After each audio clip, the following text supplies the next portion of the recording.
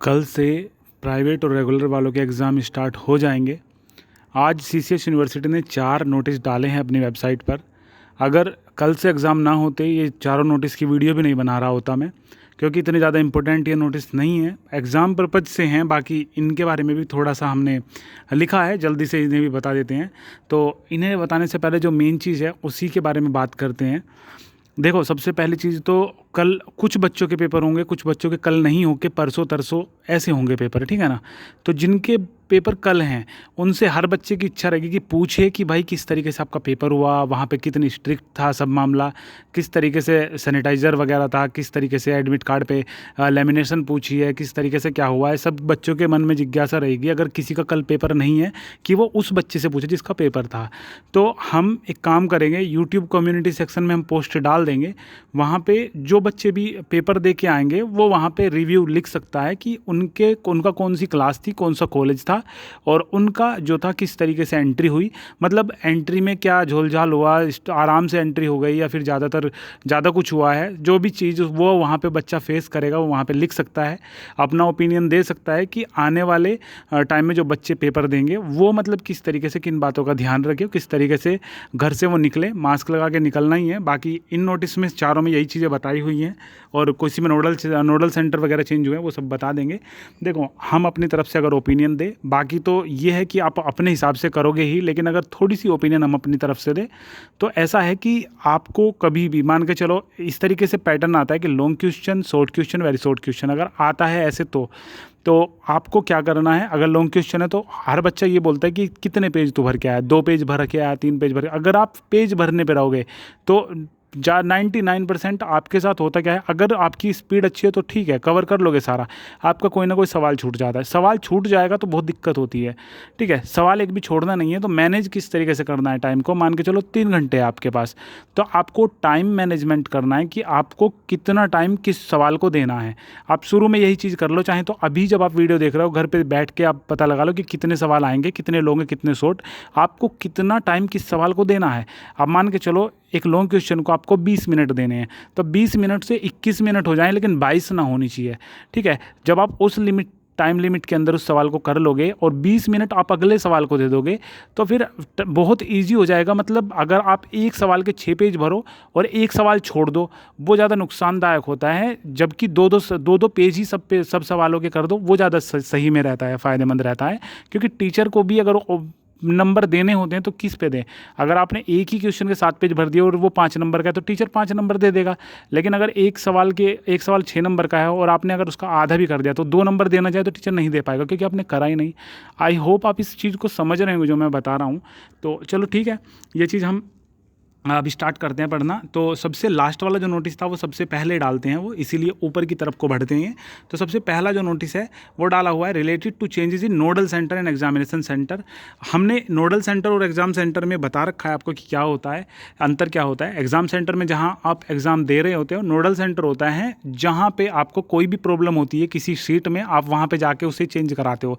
मान के चलो आपका क्या है, वाइवा का सब्जेक्ट नहीं आया है या कोई भी प्रॉब्लम होती है एडमिट कार्ड पे, तो आप एग्जामिनेशन सेंटर पे ना जाके नोडल सेंटर पे जाते हो। वहाँ पे आपको सब मतलब बताया जाता है कि क्या कमी है, ठीक है। तो नोडल सेंटर की जब हमने बात करी तो महाविद्यालय का नाम दे रखा है। विश्वविद्यालय द्वारा पहले जो निर्धारित केंद्र था वो ये था और जो परिवर्तन हो के जो केंद्र बन गया है वो ये बन गया है, ठीक है।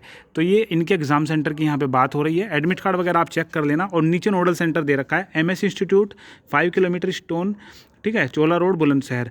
इसका जो नोडल सेंटर था पहले था ASPG कॉलेज सिकंदराबाद। अगर इस कॉलेज के किसी बच्चे को कोई दिक्कत आती फॉर्म में किसी में भी तो वो ASPG कॉलेज सिकंदराबाद जाता, लेकिन अब वहाँ ना जाके ये DAV कॉलेज बुलंदशहर में जाएगा। मतलब सारी समस्या का समाधान अगर है तो वो DAV कॉलेज बुलंदशहर में होगा। सबसे पहले तो अपने कॉलेज में ही बात करेगा वो, अगर वहाँ से ना होता है तो फिर DAV कॉलेज बुलंदशहर में जाएगा। अभी दूसरा जो है नोटिस वो है important guidelines for completion of main exam 2021। जो मेन एग्ज़ाम होने हैं 2021 के, उनमें इंपॉर्टेंट गाइडलाइंस क्या है, वही चीज़ है। एक तो सीटिंग प्लान किस तरीके से करनी है वो बताया उनकी सिटी प्लान सही होना चाहिए। प्रत्येक पाली से पहले सैनिटाइज़र होना चाहिए, वहाँ पे गेट पे ही आपका चेक करना चाहिए, थर्मल स्कैनिंग होनी चाहिए। परीक्षार्थियों के लिए परीक्षा कक्ष में प्रवेश से पूर्व साबुन से हाथ वगैरह धोने की, सैनिटाइज़र वगैरह करने की सुविधा होनी चाहिए और समस्त परीक्षार्थी एवं कर्मियों को मास्क वगैरह का प्रयोग करना अनिवार्य होगा। जो तीसरा नोटिस है वो related to changes of examination centre in main exam 2021, ये भी उसी टाइप का है, लेकिन इसका विज्ञापन संख्या अलग होने की वजह से जो इसका होता है ना कि भाई उसका संदर्भ लेके हम इस नोटिस को डाल रहे हैं, तो इसका नोट संदर्भ अलग है उससे, इसलिए ये अलग नोटिस आया है। इसमें भी महाविद्यालय का नाम और पूर्व में निर्धारित परीक्षा केंद्र और परिवर्तित परीक्षा केंद्र, ठीक है। तो ये एग्जामिनेशन सेंटर का है, जिसका पहले SD कॉलेज था, उनका ये SD college of commerce Muzaffarnagar, और DAV कॉलेज का SVM yoga health science college, ठीक है। तो अपना एडमिट कार्ड एक बार और चेक कर लेना आप। इसके अलावा लास्ट का जो नोटिस बचा है, principal director, centre superintendent, department head, coordinator related to use of remaining answer book and OMR sheet of exam 2020 in exam 2021। तो इसमें बताया हुआ है, इसमें बता रखा है कि भाई जो प्रैक्टिकल वगैरह की बुक होती है, टेक्स्ट बुक होती है, वो 2020 में बच गई होंगी, आपके कॉलेज में बच गई होंगी, तो बच्चों को वही टेक्स्ट बुक दे दी जाए जब तक 2021 में नई टेक्स्ट बुक की आपूर्ति नहीं होती है, ठीक है। ऐसा नहीं है कि भाई नई थोड़ी सी आ गई है किसी कॉलेज में और भाई 2020 की रखी हुई है और वो 2021 की यूज कर ली उसने, तो पेड़ों को बचाओ, वही चीज़ ये यहाँ पे अप्लाई करना चाहते हैं कि जो पुराना है स्टॉक उसे ही यूज करो, बाकी साइन वगैरह और मोहर वगैरह तो लगी जाएंगे कि ये इसी साल का है, नया 2021 का है, ठीक है ना। तो इसमें वही नोटिस में बताया गया है। तो ये 4 नोटिस थे जो हमने डिस्कस करे हैं, और जो काम की बात थी ये चीज़ें हमने शुरू में ही बता दी आपको, क्योंकि बहुत से बच्चे लास्ट तक वीडियो देखते नहीं है, ये चीज़ें हमने शुरू में बता दी। तो यूट्यूब कम्युनिटी सेक्शन में देखो, वीडियो के डिस्क्रिप्शन में भी लिंक मिल जाएगा। यूट्यूब कम्युनिटी सेक्शन में आप क्या करोगे, जब भी किसी का पेपर होगा, मतलब 10 तारीख को जिसका भी पेपर होगा या फिर 12 तारीख को जिसका पेपर होगा, वो उसके नीचे जो हम यूट्यूब कम्युनिटी सेक्शन में डाल देंगे एक पोस्ट, उस पोस्ट के नीचे अपना रिव्यू देगा या फिर बताएगा, अपनी ओपिनियन देगा कि किस तरीके से पेपर था। और मान के चलो 10 तारीख को जो है एक प्रैक्टिकल नहीं होता है, 12 तारीख को प्रैक्टिकल नहीं हो, जब भी प्रैक्टिकल होगा तो उसी के नीचे वो लिख देगा। बाकी जितना इम्प्लीमेंट होगा इस चीज़ में, इस आइडिया में, हम इसे और सुधारने की कोशिश करेंगे। अगर अलग अलग टैब बना के वोटिंग तरीके से कुछ चीज़ हो, जैसे कि वोटिंग में हम लिख देंगे कि भाई सैनिटाइज़र किस किस के सेंटर पे सैनिटाइज़र था, यस और नो, तो वहाँ पे ये भी चीज़ सही है। और बाकी हम जैसे सही लगेगा हम वो करेंगे, ठीक है ना।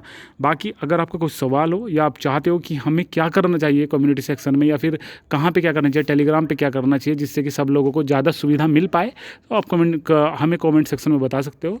तो चलो सही है, बेस्ट ऑफ लक, अच्छे से पेपर देना। और कोई भी दिक्कत हो नोटिफिकेशन वगैरह से, वैसे अभी जो डेट शीट वगैरह है उसमें चेंजेस कुछ भी नहीं हुए हैं। बहुत उससे बच्चे पूछते हैं, पूछेंगे भी शायद कि चेंज हुआ है क्या किसी पेपर में, तो भाई चेंज नहीं हुआ। 5 पेपर थे जो चेंज हुए हैं, वो भी इलेक्शन वगैरह की वजह से, ठीक है ना। तो बाकी भाई अच्छे से पेपर करो और कोई दिक्कत नहीं है, आराम से टेंशन फ्री होकर पेपर करो। और बस यही थी वीडियो, बस, और ठीक है ना, चलो।